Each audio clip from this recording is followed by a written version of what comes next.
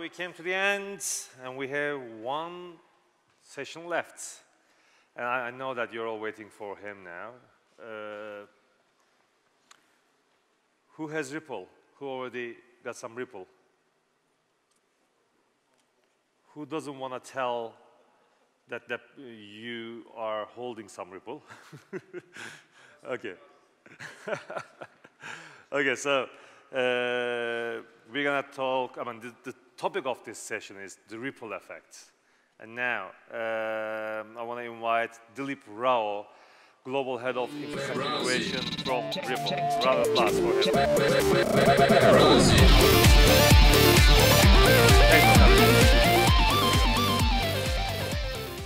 Arkadaşlar, koltukların 2 tanesini alır mıyız? Altu. Koltukların 2 tanesini alır mıyız? Yeah, I just told them to take those 2 chairs off the stage because we're going to be just talking 2 of us, so we don't need 4.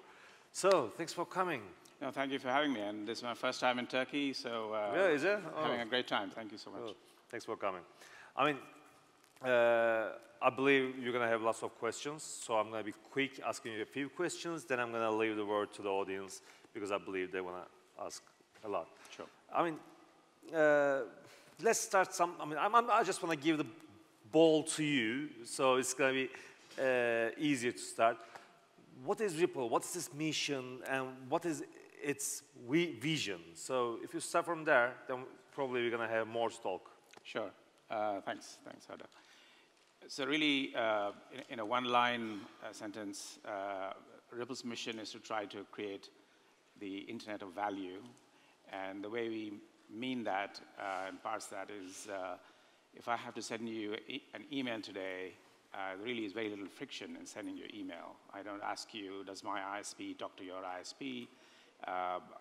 Is your ISP up today? Or are you closed for the weekend? I send you email and it gets to you. It's cheap, it's fast, it's frictionless. So we want to make the exchange of value similarly easy, cheap, frictionless. And that we call the Internet of Value. That's kind of our broad vision. Our founder, Chris Larsen, has sort of 3 different startups behind him, successful.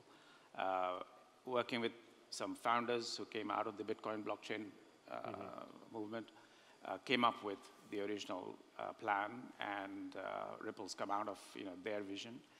Our focus from a mission point of view within that broad vision is to remove the friction in cross-border payments. So we've chosen that.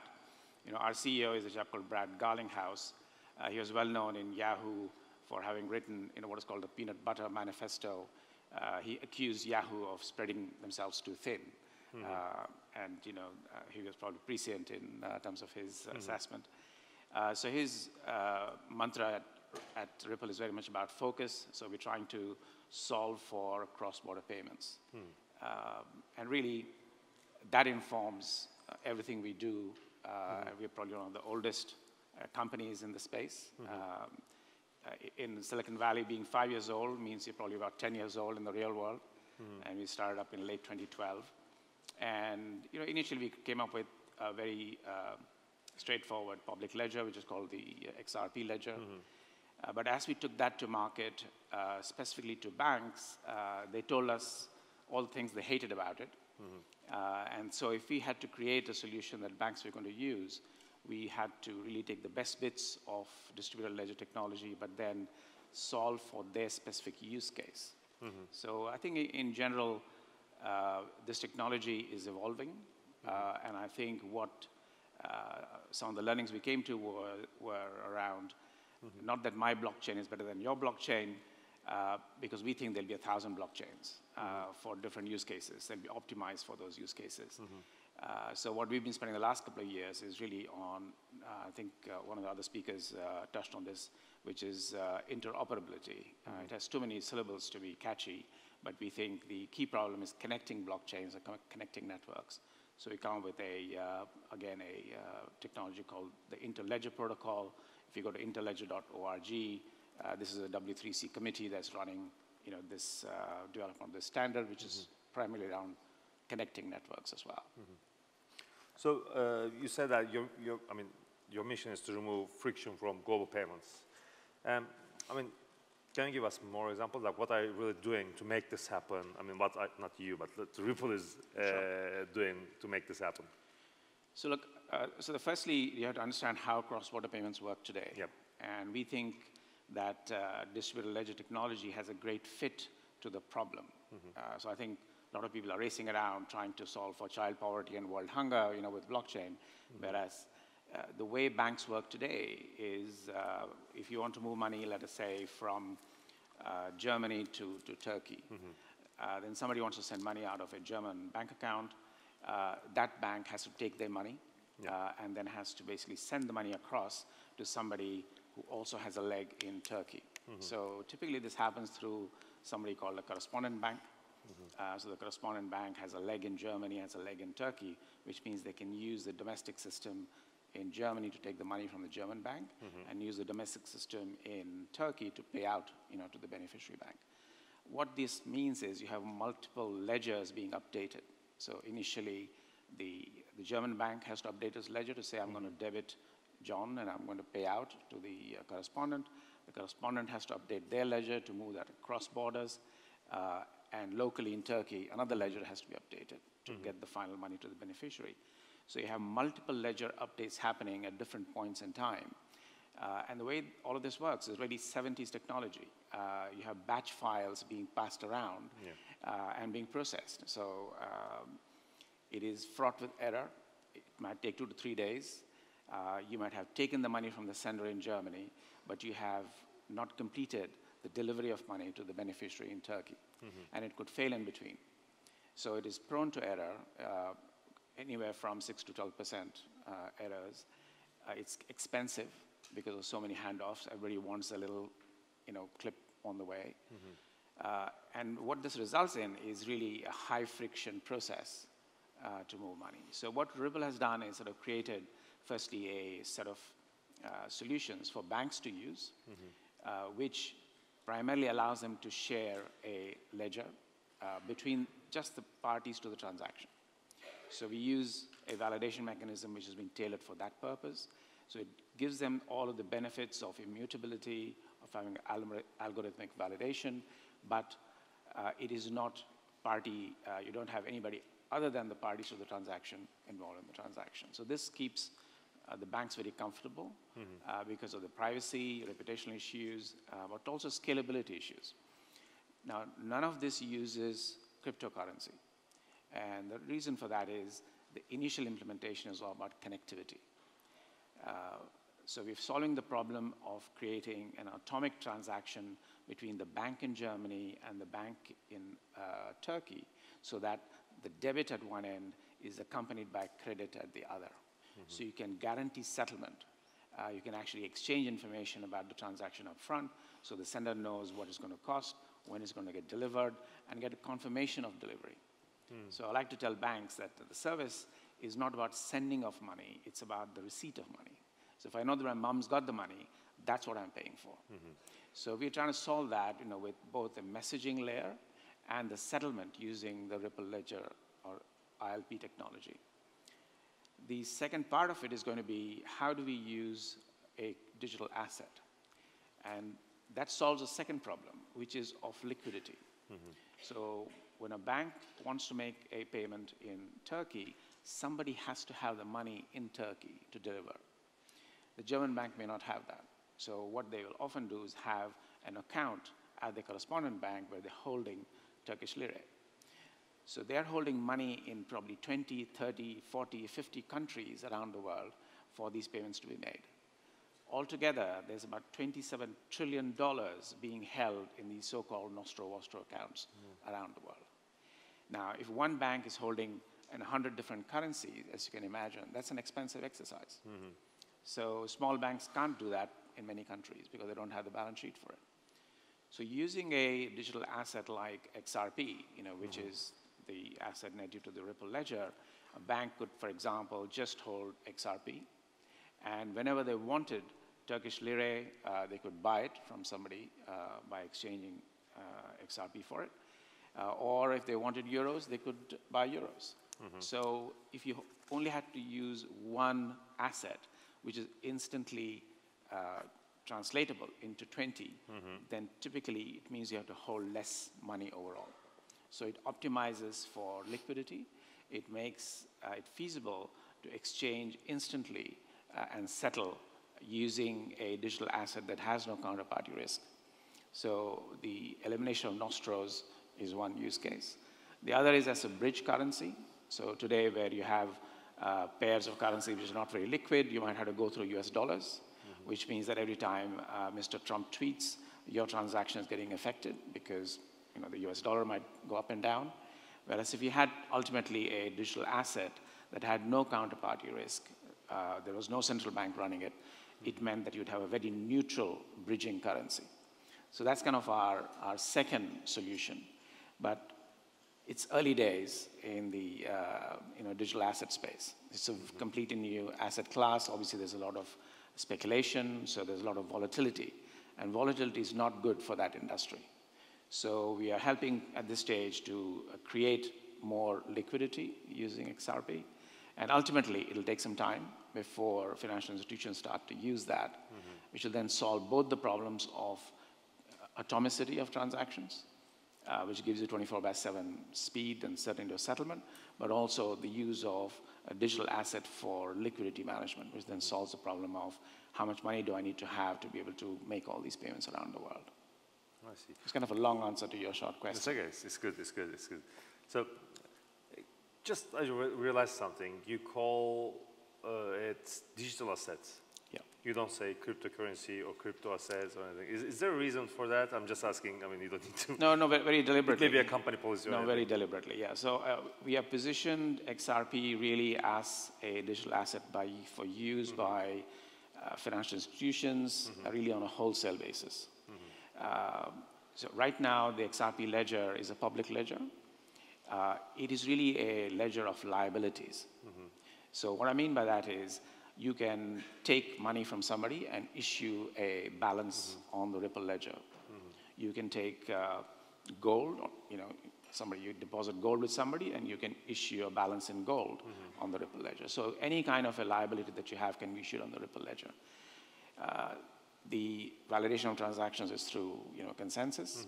So the use of XRP is probably threefold. I guess I told you about two of them already as a substitute for nostros, as a bridge currency. And initially, it was also a mechanism to stop denial of service attacks on the network.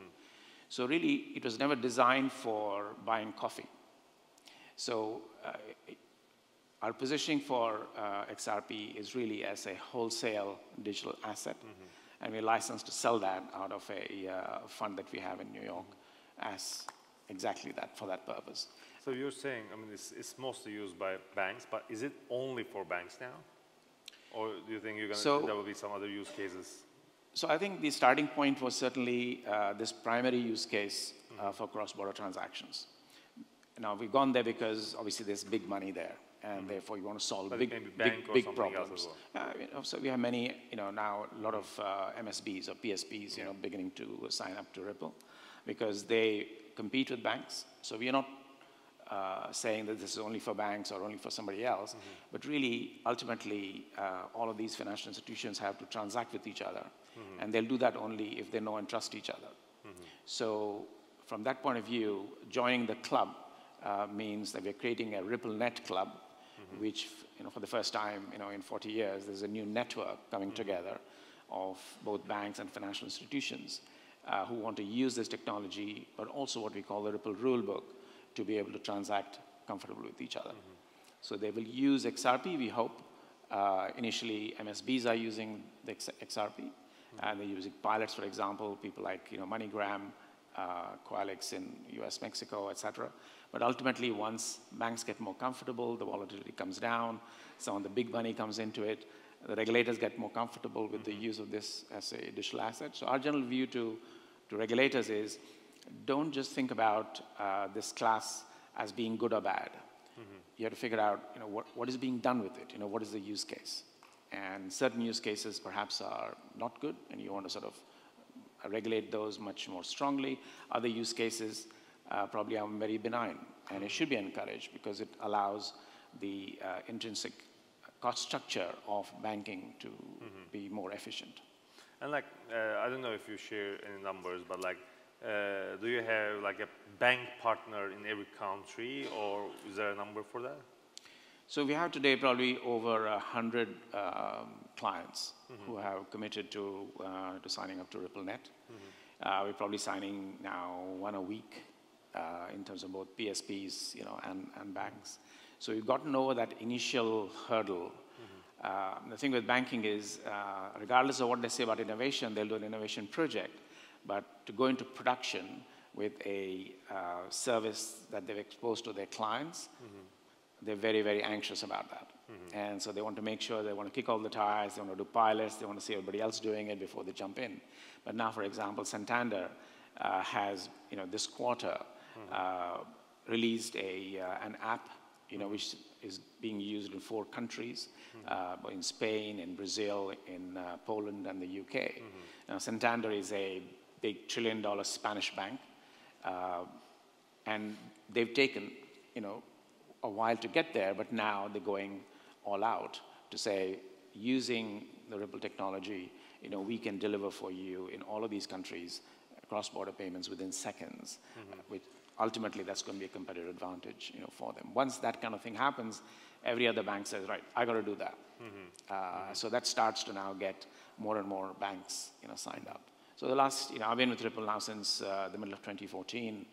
I spent the last few years basically running the Asia Pacific and MENA business, for Ripple. I've just changed hats this year, and now I'm beginning to work with central banks and with financial market infrastructures. Not to educate them, because we've already been doing that for several years, but to actually have them using our technology to solve problems. Because we think you can learn by doing.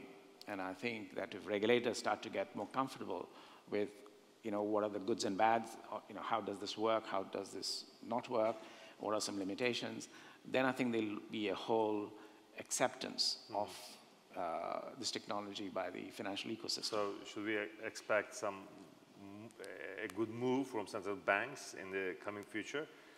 Already, for example, last month we had the central bank in Saudi Arabia, Saudi Arabian Monetary Authority.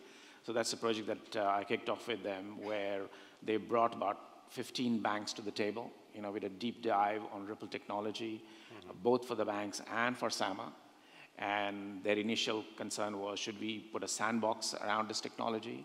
But once their regulators got, into the nitty-gritty, with us and their banks, understood how the bank's going to implement it, they said, no, we don't think there's a need for a sandbox. Go for it, and if you want to use it, use it. That kind of comfort coming from a central bank in, many economies, especially in emerging markets, is very powerful. In India, when I first started selling there, they said, what does the Reserve Bank of India think about Ripple? And I said, well, why are you asking me? Why aren't you going to ask the central bank? We said, no, we can't do anything unless the RBI is going to be approving of it. So, of course, we spent time with the RBI. And I said, yes, this is technology between banks. Go for your life. I mean, I know that, like, in Turkey, there's also interest into cryptocurrencies, blockchain, or whatever you want to call it. Like, there's an interest in this technology, and let's see what will happen. But I know that there's a working group, and they're really working on the strategies around it. Yeah, so I think there is certainly some policy work, being done. But as you know, we already have a client in Turkey, which is Akbank. So they're the first Turkish bank that we signed up here. But there is interest from other banks as well. I mean, there's no exclusivity or anything in your business. No, not at all. You can work with anyone. Correct. So, I mean, ultimately, it's a utility service that all banks will join. And the more connectivity there is more value. I mean, you have only one client in Turkey, but probably you're going to have more soon. Absolutely. Yeah. So I know everyone is expecting me to ask that question. But I mean, asking that question doesn't make sense, does it? I know what you want to ask him, yeah? So, Dilip, we are just on our own here, yeah? We are just friends. Yes. In Turkey, we really encourage friendship. We really, and we really feel close to you now. Very good. I feel like I know you for long years. What happened to Ripple price? Why is it so down now? Is it going to go up? Really? Is it a surprise? Well, nobody was challenging me with this question in December last year, I can tell you. Look, we think really, if I could answer that question to you and tell you what was going to happen tomorrow. Well, I'm just kidding. I know that you can't say it, but just whatever you can get from you. Yeah. Well, I mean, if I could tell you anything, then I'd have to kill you. But we don't want to do that. It would be very impolite. We just think that this is at the very, very early stage. And so obviously there's a lot of speculation. Certain countries are very keen on crypto in general. So Japan, for example, Japan has been one of our great success stories. We have 61 banks that have joined together in a consortium to use Ripple, not only for cross-border payments, but they actually want to use it for domestic clearing and settlement, which is quite cool because, Japan has a very old system which is in dire need of change. But in general, when I visited Japan in 2016 and I met with the Bank of Japan, they were asking more questions about crypto than anybody else. So, Mt. Gox originally, Japan. So I think they have more comfort than any other country. And I think similarly, Korea has been huge in terms of take-up and following of that. But also that means there is a lot of volatility because of, some news item, and then they go, let's dump it and, take it up. I think obviously in the initial period, it was like, hey, if a Bitcoin can hit 20,000 and Ripple is at, I don't know, a few cents, there is upside potential. Our view is that ultimately the value of these assets is going to be determined by the use case. So the question is, what is the use case for Bitcoin? I don't want to challenge, the market leader, so to speak, in terms of branding anyway, but who can afford to pay, $15, $20, to make a transaction? So the original idea of that being, a currency for making trades between each other is probably gone with the wind. Ripple, we think ultimately the price for transactions is determined by the folks in the consensus, and it is still fractions of a cent. So it's still the cheapest, it's still the fastest, 3 to 5 seconds. We've done 35 million ledger closes, since we began. Throughput of 1,500 transactions a second.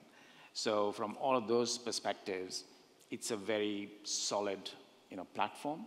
What we're using with banks today is something based on the interledger protocol because they didn't want to use the public ledger. But ultimately, when they use XRP for liquidity, that's when the two will converge. So from a use case point of view, we think we still have a solid platform, a solid base as to what is the problem being solved. Is it a big problem? And who is ultimately going to use XRP? And in our case, we think it's going to be financial institutions, it's going to be market makers who want to come in and play in that business.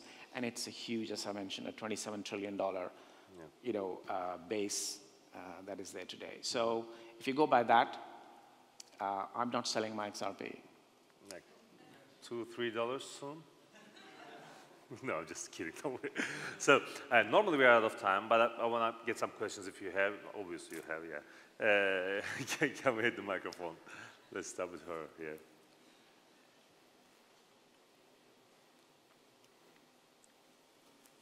Şuradan başlayalım hanımefendiden. Şuradan hanımefendiden başlayalım. Thank you so much for this nice talk. And as far as I can pick from your sentences, there's this Japanese banks they just create the majority of the banks which have just joined to your network. So any of the banks have already started using XRPs with your technology right now?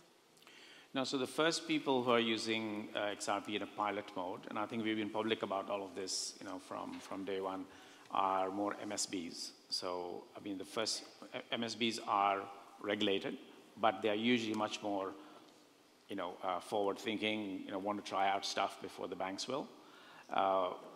So, for example, MoneyGram, which is a big, remittance company, is beginning to trial that. We've had a company called Qualix, which is an old, very well-established company in the US, using it to move money between the US and Mexico. We've given them a product which now is still in beta, but will be made available for commercial use shortly, which basically allows the exchange to take US dollars, buy XRP at an exchange in the US, move that XRP to an exchange in Mexico, have that sold into Mexican pesos in Mexico. And our product will coordinate all of those transactions so that upfront you can know, okay, if I have 100 US dollars, how many pesos will I get? And so the MSB has certainty in terms of what is going to be delivered, what price is going to be delivered at, what are the FX rates involved, and being able to synchronize all of those using our product. So we're still in the early stages. In that model, the MSB doesn't have to hold any XRP. So the exchange is taking the risk of holding XRP and the volatility of that. And that's the starting point. And you have to think about this is brand new territory. Nobody has done this ever. So you have to take baby steps and get everybody comfortable with it. We're doing retail remittances to start. Why? There's low value, because the liquidity is not deep in these markets. So if somebody wanted to do a corporate transaction, that's immediately like $10, $100 million. There's not enough liquidity for it. So banks will watch that and say, right, how's that going? And is that cheaper? Is it faster? Is it better? Because banks want somebody else to try it out and say, okay, that works. Maybe now we'll jump in. Actually, back in 2016, we did a project with 12 banks to use XRP between themselves, just as a technical trial.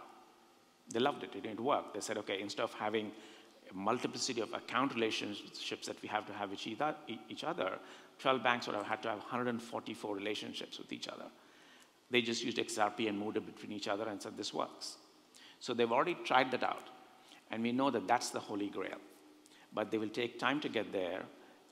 And regulators also have to feel comfortable. The volatility has to come down, as I've mentioned.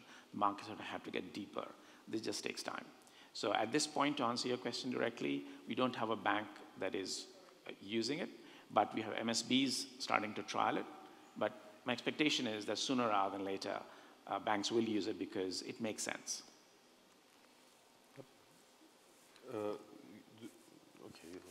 Hi, so I'll just stand up. So my question is, why is the circulating supply of XRP around 39 billion, and what does it mean if the maximum supply is 100 billion? So, just a bit of history then, as you know, that the founders of the XRP ledger gifted about 80% of the 100 billion XRP to Ripple, the company, and formed the company. The idea was, okay, you go build out the ecosystem. We've invented the tech. Now you go out and create a network, a community around it. So what Ripple has done is taken about 55 billion of the XRP that we have and put it into escrow. And the idea is, again, to provide stability of supply. So every month, we have 1 billion Ripple, XRP available for us to do whatever we want with. If you don't use it, it goes to the back of the queue. It's all under a smart contract. And the idea is to say, we will dribble this out so that there is not an immediate, big overhang of XRP on the marketplace. But ultimately, all of that XRP will be owned by institutions that want to use it. And whether they use it for nostril replacement, or they use it as a bridge currency, or potentially for other use cases. So we are certainly beginning to now look at what are the other use cases you can have for this, given the high-performing network that we have. So it will take time, but as that is used to sort of create deeper markets, I think the utility of XRP will in fact grow, and that's kind of where we are headed with it. One last question. A different person. It's you again? No, we go to somebody else. Let's get here. Unfortunately, this is going to be the last question because we are. Yeah, it's pretty much linked to the first question, actually. So my question is, when I look at it, so Ripple and XRP are kind of abstracted, right, currently. So they don't have an organic bond between each other. So Ripple has its own network using a different protocol and actually does not XRP to do its business, right? Currently, you're signing agreements with the banks, and you do, and you provide all these services, money transfer, cross-border money transfer services, at that pace. So, and you're doing it without XRP. So back to the first question that's been asked to you. So, what is the motive of Ripple to get the banks onto XRP? So it might be the founders' XRP tokens that they have in hand. That might be one thing. What is the other driver for you to move that way, that direction? So I guess you can look at it as, XRP ultimately is a tool, to back to our vision, which was, I started off by saying, the internet of value and the removal of friction in cross-border payments. And the sources of friction that we identified were, the lack of atomicity of transactions. And we bridged that, with the ILP ledger. And the second one was about liquidity. And we think that XRP solves that problem significantly. So it is directly applicable, to our vision, to our mission, which is currently focused on cross-border payments. So I think it makes sense, but it'll take time for banks to accept that. But the job that we are doing is really spending the time educating banks, getting them to try out stuff. My work is with the regulators to say, here, try it out, see what happens, bring your banks to the table, and let's have an experiment and see how comfortable we can get with it.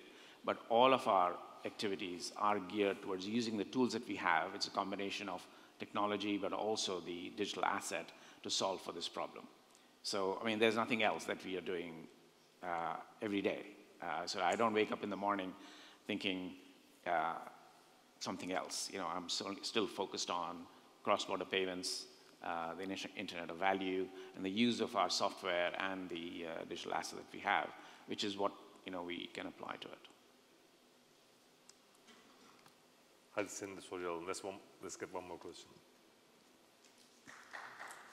Benim alkışladığınız soruya izin verdin diye. Teşekkür ederim. Hello. What is the utility of the XRP token to the average consumer? At this stage, for the cross-border use case, probably none.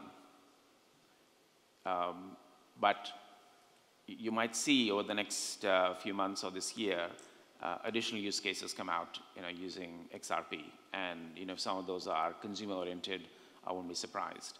But at this point in time, for what we are doing and what we publicly announced, I would say it's very much focused on wholesale, banks, financial institutions. That's where we see the utility of XRP. But I wouldn't rule out, other use cases which might be more consumer-oriented. Yes. Do you really want to ask that question? Because he was like this. Okay, go ahead then. Really quick. Do you see Corda protocol as a threat to your business, or do you find any competitive side of Ripple and Corda platform? So, my view on competition generally is it's good to have competition.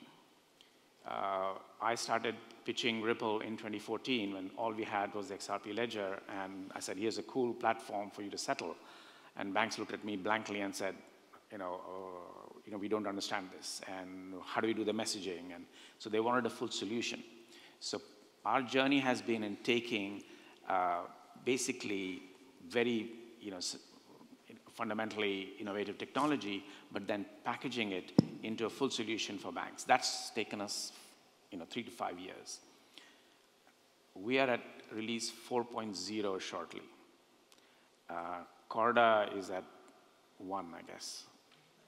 So there is a way to go for them. But the good thing about it is it legitimizes the space. If we were the only company with a solution, banks would say there must be something wrong. Why isn't IBM doing it? And why isn't anybody else doing it? So the fact that other people are doing it legitimizes it. And it's easier for a bank to make a choice rather than say, it's Ripple or nothing. So my initial 3 years, people ask me, who's your competitor? I go, this is nobody. Now at least I can say, well, maybe you can have a look at a couple of others, and they'll pick us because we are still better. So, I think we are... Oh, thank you.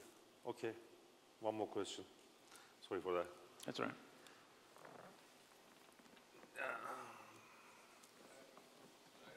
I just wanted to ask, what is XCurrent? So XCurrent is the product that we built specifically for banks. XCurrent sits behind a bank's firewalls. It has two components. It has a messaging layer that talks to other XCurrents at other banks on a peer-to-peer basis. It's bidirectional information exchange. And the second component of that is a Ripple ledger, so the two banks can exchange information about liquidity balances. So typically, as I mentioned, a bank has a Nostro account, a German bank has a Turkish lira account at a bank in Turkey. They'll be able to see exactly how much money they have. They'll be able to do an atomic transaction between two banks using those Ripple ledgers. So that is the XCurrent product that we sell to banks, and that is based on what we call the interledger protocol, which gives banks an immutable transaction. It gives them a validation mechanism, which is 24/7, algorithmic. So it has all the benefits of cryptographic certainty, distributed ledgers, atomicity of transaction, and they love it. So banks don't actually use XRP to transfer across borders? No, so as I said, the XCurrent product, the way it's implemented today, uses fiat currencies. So the convergence that we see coming in the next phase is for banks to have an option to say, do I want to use XRP? So instead of the German bank holding Turkish lira, they could say, Akbank, are you able to accept XRP and give me Turkish lira? Here's 100 lira worth of XRP. Here's 1,000,000 lira worth of XRP. And instantly, that can be settled without having to hold balances. So that's the holy grail. That's the ultimate end goal that we're aiming for. But if you don't have connectivity, you can't even start. So first you get the banks connected. They do what they're doing today better. They like it. They build new services on it. Then they go, I want to do this in 100 countries, but I can't hold currencies in 100 countries. Well, guess what? You got XRP. So it's a phase strategy, but that's the way banking works. I really enjoyed talking to you. It's really nice, and I think we received good questions as well, and you gave us everything really honestly, and it was really nice talking to you here. Thanks for coming. Thanks for making this happen. It's a pleasure. Thank you very much. Thank you. Thanks. Thank you. Hope to see you again somewhere else. I love the food, so I'll be back. Oh, really? Okay. Great. Whenever you like. Thank you. Thank you. So, we came to the end now. Thanks for coming. Thanks for being here with us. We have the Telegram account. Most of you probably know that. You can join us there. We're going to be building that community at our upcoming events as well for Blockchain Venture Summit. And we have this Twitter account. You know that. Definitely you're going to get news from Webrazi and Bitrazi. And we will announce our next Blockchain Venture Summit soon. And it's going to be somewhere in Europe, I guess. So, again, thanks for coming. Thanks for being with us.